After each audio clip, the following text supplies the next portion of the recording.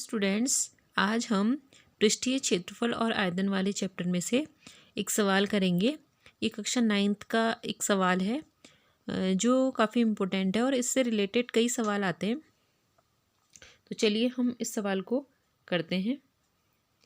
किसी डिब्बे में भरा हुआ एक पेंट 9.375 मीटर स्क्वायर के क्षेत्रफल पर पेंट करने के लिए पर्याप्त है।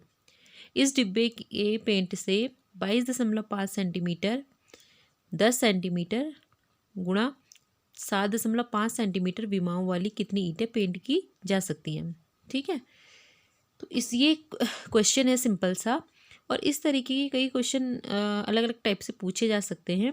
तो सबसे पहले इसमें आप ये देखिए कि ये पूछ रहा है कि पूरा, एक तो इसने दिया है कि जितना पेंट हमको करना है वो कितने मीटर स्क्वायर एरिया पे करना है। ठीक है, यानी कि कितना क्षेत्रफल जो है हमारा, यहाँ पे क्षेत्रफल से रिलेटेड बात हो रही है क्योंकि मीटर स्क्वायर में दे रखा है ये जो ये क्वांटिटी है। तो मीटर स्क्वायर का मतलब ये क्षेत्रफल है ना।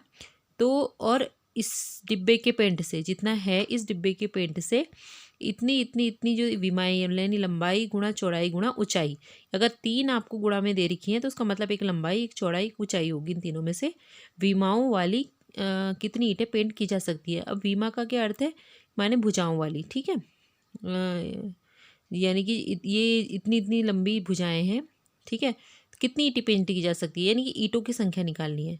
इसका मतलब ये होता है, अगर ईंटों की संख्या पूछी जाती है या इससे रिलेटेड टाइल्स की संख्या पूछी जाती है कि इतने इतने मीटर स्क्वायर क्षेत्रफल पर कितनी टाइल्स जा सकती हैं, तो एक टाइल की माप आपको दी होगी। ठीक है, तो आपको क्या करना होता है, टोटल क्षेत्रफल बट्टे एक ईंट का क्षेत्रफल आपको निकालना होता है, या टोटल क्षेत्रफल बट्टे एक टाइल का क्षेत्रफल आपको निकालना होता है इस टाइप के क्वेश्चन में। अब आपको पता है जो ईंट होगी वो क्या होगी, किस आकृति की होगी, ना आयताकार होगी ना वर्गाकार होगी, क्योंकि ईंट आप सभी ने देखी हुई है। ईंट कैसी होती है, घनाभाकार। ठीक है, घनाभाकार का मीन्स होता है आयत, प्रत्येक पृष्ठ इसका आयताकार होता है। यहाँ पे थोड़ी मेरे से टेढ़ी बन गई है। इस तरीके से ये आकृति होती है ईंट की। एक रफ फिगर मैंने यहाँ पे आपको बना के दिखा दिया कि 6 आयताकार जो फलक होंगे उनको जोड़ करके क्या बनती है, ईंट बनेगी। तो यहाँ पर हमें क्या करना है, इस ईंट को इस पे जो है इतने क्षेत्रफल पर पेंट करना है। तो सबसे पहले जितना क्षेत्रफल पेंट करना है हमें उसे लिख लेते हैं। वो आपको दिया है, देखो मीटर स्क्वायर में दे रखा है और ईंट की विमा किस में दी है, सेंटीमीटर में दी हुई है। तो हमें क्या करना पड़ेगा, दोनों क्वांटिटी जो भी ये विमाएँ दे रखी हैं हमें एक ही उसमें लिखनी पड़ेगी। वो मीटर स्क्वायर में है, नीचे वाले को भी हम मीटर स्क्वायर में ही चेंज करेंगे, या फिर उस ऊपर वाले को आप सेंटीमीटर स्क्वायर में चेंज कर दीजिए। ठीक है, तो जो ईजी होगा वो करेंगे।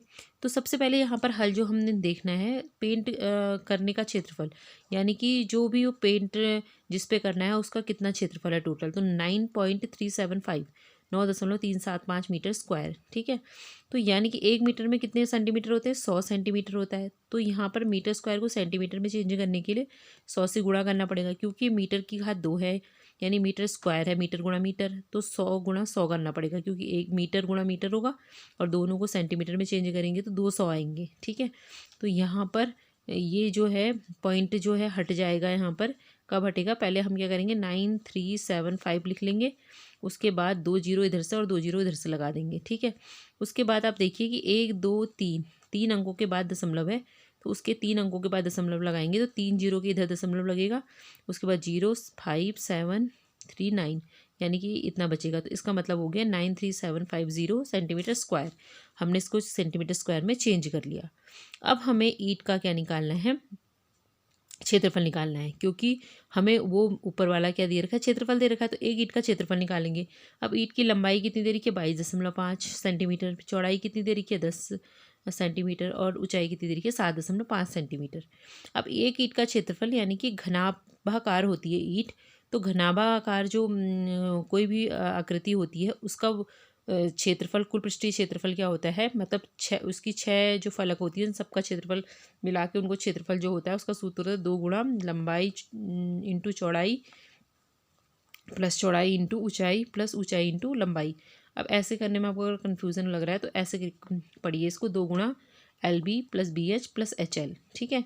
यानी कि 6 फलक होती हैं, तो टोटल यहाँ पर हमने इस तरीके से 2-2 सब में आएंगी, 2-2 फलक सबकी होती हैं, तो 2 बाहर कॉमन ले लिया, LB+BH+HL। इस तरीके से आप इसको याद करिए। और जहाँ जहाँ पे ये जो संख्या जो ये दे रखी है L गुणा B, इनकी मापें यहाँ नीचे लिख लीजिए, ठीक है। लंबाई गुणा चौड़ाई इसकी लिख लीजिए, चौड़ाई गुणा ऊंचाई ये होगी, ऊंचाई गुणा लंबाई ये होगी, ठीक है। उसके बाद इनको अलग, इन दोनों को अलग मल्टीप्लाई कीजिए, इन दोनों को अलग मल्टीप्लाई कीजिए, इन दोनों को अलग मल्टीप्लाई कीजिए, मीन्स गुणा करके इनको जोड़ दीजिए, ठीक है। इनको गुणा किया हमने यहाँ पे, तो इसको देख लीजिए कि ये एक पॉइंट के बाद दशमलव लगेगा तो 225 आ जाएगा। यहाँ भी 7.5 है तो 75 आ जाएगा। यहाँ 2 अंकों के बाद आएगा तो 168.75 ये गुणा करके आ गया। इन तीनों को जोड़ दीजिए और 2 से भाग दे दीजिए, 2 से गुणा कर दीजिए।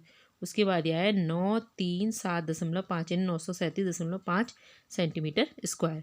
अब मैंने बोला था अगर ईंटों की संख्या या टाइल्स की संख्या, जिसकी भी संख्या पूछी जाएगी, तो आप क्या करेंगे, कुल क्षेत्रफल बट्टे एक ईंट का क्षेत्रफल लिख लेंगे यहाँ पे। तो कुल क्षेत्रफल आपका इतना था, एक ईंट का क्षेत्रफल इतना है, और यहाँ पॉइंट है, तो पॉइंट जब हटेगा तो उसके बाद देखिए एक अंक है, तो एक अंक है तो एक ही जीरो ऊपर लगेगा, पॉइंट हटने के बाद एक जीरो ऊपर लगेगा।